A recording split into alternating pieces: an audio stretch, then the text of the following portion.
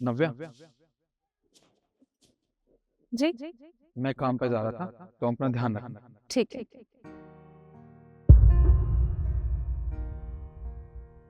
नव्या, देखो तुम्हारे भैया और भाभी आए हैं। अरे भैया भाभी, आप लोग कैसे हैं और यहाँ कैसे आना हुआ? नमस्ते भैया, नमस्ते भाभी। आप रुकिए, मैं आप दोनों के लिए कुर्सी लेके आता हूँ। अरे नहीं नहीं, कोई जरूरत नहीं है कुछ भी लाने की। और वैसे भी मैं अपनी बहन से आखिरी बार मिलने के लिए आया हूँ। और हाँ, मैं इस गरीब खाने में बैठ के अपनी हैसियत नहीं गिराना चाहता। भैया प्लीज, आप मेरे ससुराल में खड़े हैं और आप यहाँ पे आके ऐसी बातें मत कीजिए।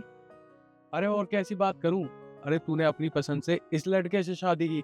अरे इसके पास फूटी कौड़ी नहीं है, इसका घर देखा है तूने? और हाँ, एक बात बताऊं, तू तू हमारे घर में रानी बन के रहती थी और यहाँ नौकरानी। भैया मैं यहाँ भी बहुत खुश हूँ क्योंकि मैंने अपनी मर्जी से शादी की है निखिल से, और मैं उसके साथ बहुत खुश हूँ। मुझे कोई दिक्कत नहीं है यहाँ पे। तू यहाँ खुश है? अरे बस कर नव्या, मुझे सब दिख रहा है, तू कोई खुश नहीं है।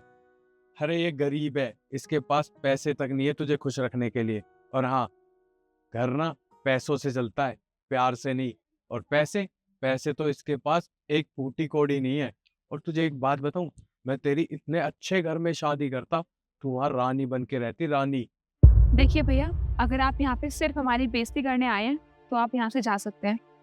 देखो नौफिया, तुम अपने भैया से ना इस तरीके से बात नहीं कर सकती, क्योंकि वो तुम्हारे अच्छे के लिए बोल रहे हैं। अरे तुमने अपने हालात देखे? अरे जगह देखो तुम कहाँ रह रही हो। हमारे घर में जो सर्वेंट्स है ना, उनका घर भी इससे कई गुना अच्छा है। और तुम खुद बताओ, हमारे घर में तुम रानियों की तरह रहती थी, आज तक तुमने कोई काम नहीं किया है। और यहाँ पे इस इंसान ने तुझे नौकरानी बना के रखा है, तुम घर के सारे काम करती हो। अरे तुम्हें खुद को शर्म नहीं आती? अभी भी तुम्हारे पास मौका है, हमारे साथ चलो, अच्छे घर में शादी करवाएंगे, तुम्हारी लाइफ सेट हो जाएगी। चलो। भाभी आपसे किसने कहा कि मैं यहाँ नौकरों की तरह रहती हूँ? मैं यहाँ भी रानी बन के ही रहती हूँ और अपनी मर्जी से रहती हूँ। और वैसे भी आप लोग जहाँ भी मेरी शादी कराएंगे ना, मैं उससे तो बहुत ज्यादा खुश रहूंगी यहाँ पे। मुझे बात करने का तरीका अच्छे से आता है। और हाँ, एक बात बता दूं तुझे, मैं तो इसलिए आया हूँ ताकि मैं कुछ कपड़े और मिठाइयाँ तुझे दे दूं, क्योंकि मैंने एक नया काम स्टार्ट किया है। भैया कोई जरूरत नहीं है आपके इन गिफ्ट्स की और आपके इस मिठाई के डब्बे की, क्योंकि अगर आप हमारी फैमिली की इज्जत ही नहीं कर सकते हैं तो फिर आपके इस गिफ्ट का क्या करूंगी मैं? जिस दिन आप इज्जत करना सीख जाएंगे दूसरों की ना, उस दिन लेके आइएगा ये सब। ज्यादा बहस करने की ना जरूरत नहीं है। पकड़ो इसे, काम आएंगे तुम्हारे, पकड़ो। चलो लक्ष्य।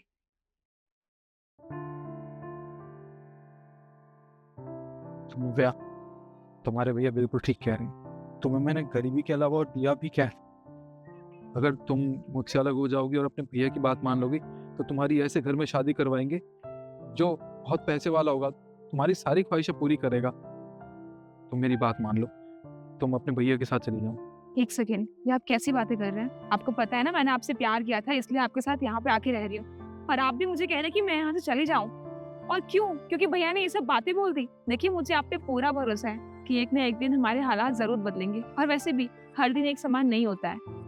इसका मतलब तुम भी मुझसे उतना ही प्यार करती हो जितना मैं तुम्हें करता हूँ। अच्छा अब आपको देर हो रही होगी ना, आप जाइए, शाम को बात करते हैं।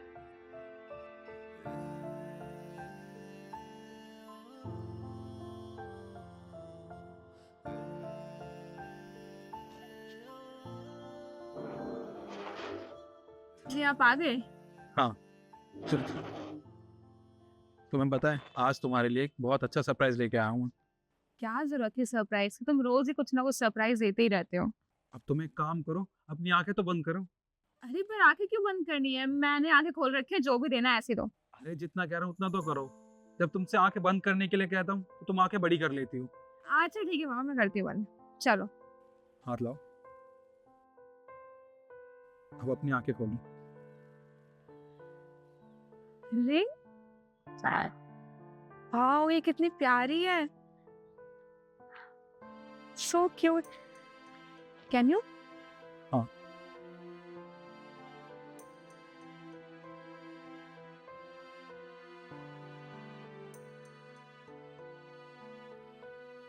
वाओ कितनी प्यारी लग रही है ना।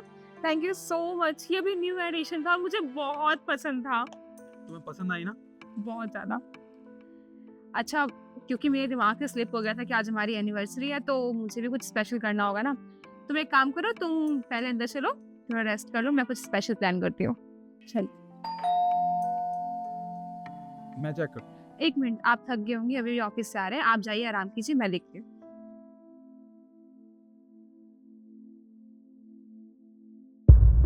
अरे भाभी, आप यहाँ? कैसी हो नव्या तुम? मैं ठीक हूँ, आप कैसी हैं? मैं ठीक हूँ। वो क्या है ना, सबसे पहले तो तुम मुझे माफ़ कर दो। हम लोगों ने तुम्हारे साथ बहुत बुरा बर्ताव किया है, तुम्हें बहुत उल्टा सीधा बोला, तुम्हें बहुत कुछ सुनाया है। प्लीज़ हो सके तो उन सब बातों के लिए हमें माफ़ कर दो। कोई बात नहीं भाभी, आप प्लीज़ मेरे सामने ऐसे हाथ मत जोड़िए, मुझे अच्छा नहीं लगेगा। वैसे आप यहाँ पे अकेले आई हैं, भैया भी आपके साथ नहीं आए, क्या हो गया? आना तो वो भी चाहते थे, पर उनकी इतनी हिम्मत नहीं हुई कि वो तुम्हारे सामने खड़े होकर तुमसे बात कर सके। अरे उन्होंने तुम्हें इतना बुरा भला बोला, कितना कुछ सुनाया, फिर वो कैसे आ सकते थे तुम्हारे पास? पर तुम जानती थी कि उन्होंने नया काम शुरू किया है, उसमें उन्हें काफ़ी ज़्यादा लॉस हुआ है। बस मुझे तुमसे एक मदद की ज़रूरत है, अगर तुम कर सको तो। और मैं जानती हूँ नव्या कि तुम कर सकते हो अपने भाई के लिए। एक बार अपने पति से बात करके वो टेंडर पास करवा दो, उन्हें उसके बारे में सब पता है।